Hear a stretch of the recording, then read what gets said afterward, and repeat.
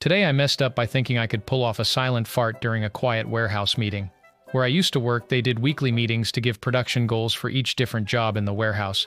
I was in my first weekly meeting. We usually just stand around in a circle listening to our boss. Since I left, I think they stopped doing weekly meetings, but I'm not sure though. Anyway, in the middle of the meeting, I felt my stomach rumbling. I thought, oh great, right in the middle of the meeting, not now bowels. I knew this was going to be a loud fart, but then I thought, okay, I'll just let it out silently so no one knows. When I did that, I thought it wouldn't smell either, and that I was in the clear. Then, as I tried to fart silently, I farted loudly instead. Oops, my cover was blown. Pun unintended.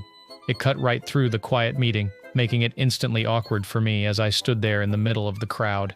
I smiled and laughed a bit silently because I couldn't hold in my laughter. No one really cared. They just kept listening to the boss, but I still hated myself for doing that and felt a bit embarrassed. It would have been better if I had just crop dusted in a silent way.